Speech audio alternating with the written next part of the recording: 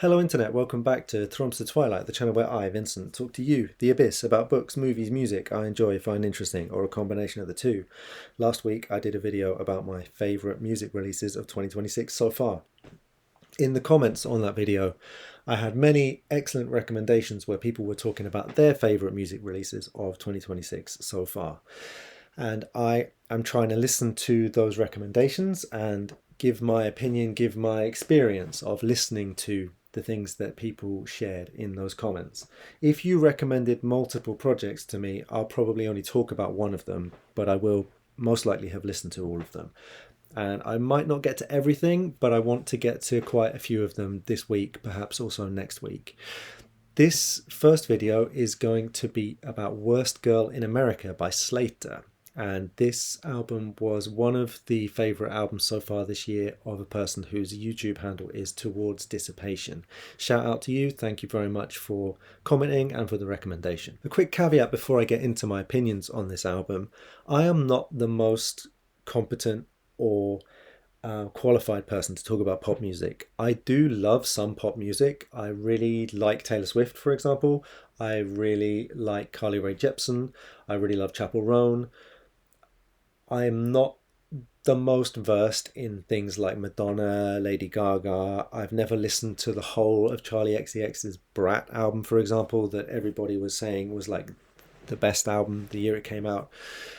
So my knowledge of pop music is patchy, just to say that up front. There may be a lot of things I'm missing on this album as a consequence. I did listen to Slayyyter when she first came out, and my impression of her then was that her music was really kind of in your face, raucous, very sexualized, quite funny, very kind of no holds barred. And I really liked it, but I didn't really follow up on it. I didn't listen to much stuff subsequently. So on these old songs that I listened to by Slayyyter back in the day, I remember her having quite a sort of aggressive, almost like rap style vocal, a little bit snide, a little bit sarcastic, and the whole thing being pretty aggressive. So I was surprised by the sound of the first track on this album, not necessarily the content, because the content again was quite unapologetic. It was sort of a sort of dark hedonism. The track is called Dance, and it's about not feeling good, not being in a good place in life, but just wanting to dance. And it's kind of a sort of like a bleak dance floor song. But the sound of the track, surprisingly to me, sounded like the Swedish pop singer Robin, especially the music that she did with Röyksopp. And I really love the collaboration album that Robin and Röyksopp did together, so I found this track pretty appealing. The second track, the verses are a bit closer to maybe what I was expecting, almost like a sort of spoken word, almost rapped vocal, has these big choruses about sex, money, drugs, again, a sort of bleak hedonism. To me, the track was okay on first listen. It wasn't really selling it. It was not as interesting to me as the first track. And the third track, Cannibalism, content similar. The style of it, though, almost reminded me of that Vince Staples album that I really like that's come out recently, Crybaby. The drum sound particularly really, really great. So that track was kind of selling it. But for me, it is the fourth and fifth tracks where this album really takes off. This is two tracks called Old Technology and Crank, and these are maybe a lot closer to what I was expecting. These are absolute bangers, and especially Crank. Musically, they are more extreme, they are more intense, and the lyrics on Crank, Slayyyter is being funny, obscene, witty. She's actually name checking the film director Richard Linklater in a kind of sexual innuendo, saying, "He want to fuck Slayyyter, Richard, we should link later. Get to my hotel and suck him off in the elevator."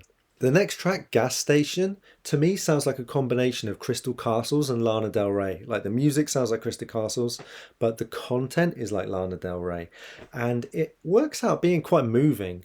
It also has really incredible backing vocals. But then the track that follows it, Yes God, is a real highlight for me. It's very abrasive, it's very intense. The production almost reminds me of horror. It also reminds me of when the pop artist Poppy collaborated with Health. The vocals are really bold, they're really out there, they're really intense, but they're also super creative.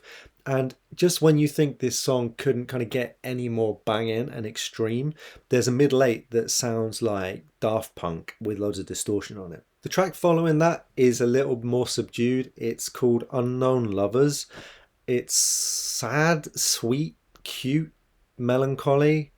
I thought of it as being a bit like, again, a sort of gothy Crystal Castles music with lyrics that were like Sabrina Carpenter if she was queer and on Molly. The track Old Flings that comes after it, it's a bit hyper pop, it's a bit throwback, it's a kind of club track, it has a really euphoric bass synth at one point that I really like. Again, the backing vocals are amazing.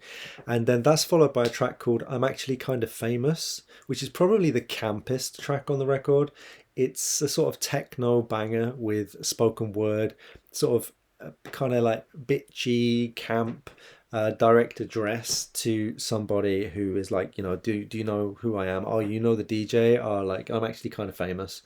It's pretty funny. For my tastes, it should have gone harder at the end. Like I thought it was really gonna take off at the end, but the following track, which is called Saint Loser, goes insanely hard. So I wonder if it's a kind of track listing thing, it's a sequencing thing, if it's done deliberately, like I'm Actually Kind of Famous leaves you wanting more, so that Saint Loser can really go there. And I got physical shivers at the high vocals at the end of this track, Saint Loser. The penultimate track is called What Is It Like to Be Liked. It seems to be written from the perspective of somebody who's trying to break through as an influencer, maybe living in those influencer houses, going to all those places, trying to meet all the right people, trying to pop off on the internet, but just not really managing it. It's kind of about the emptiness of that culture. Conceptually fits very well with the rest of the album, which is about this sort of empty hedonistic lifestyle, but not really judging it, just kind of leaning into it. At the same time, it's musically not as interesting as some of the other tracks on the album. I don't know Lady Gaga that well, but I think it reminds me of her. The last track is called Brittany Murphy, and Brittany Murphy, if you remember her, she was poised to be a superstar in the first decade of the 21st century. I remember her originally from 8 Mile. I remember being really impressed by her in that film, even though she only had a very minor role, and thinking that woman is going to be huge. She was a very likable on screen presence, had very big eyes, and she died under somewhat disputed and absolutely horrible circumstances.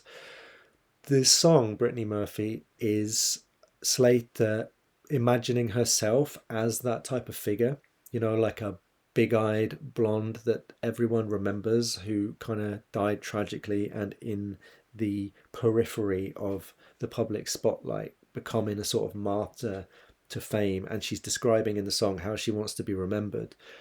She says, tell them sorry about the gun in the drawer in my bedroom, and tell my mother I'm in a better place. And she says, make sure you get a good band and get it cracking at the funeral. It's sort of like a kind of nihilistic critique of the lifestyle that she's been describing on the album. She's leaning into this worst girl in America.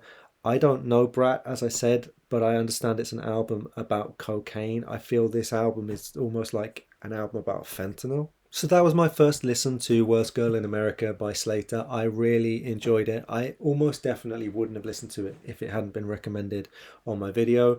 I'm going to be coming back with some other albums I've been listening to as a consequence of those recommendations, and there's still time to put me on to something else, but at some point I'll have to move on from this because I don't want my channel to be just a music discussion channel.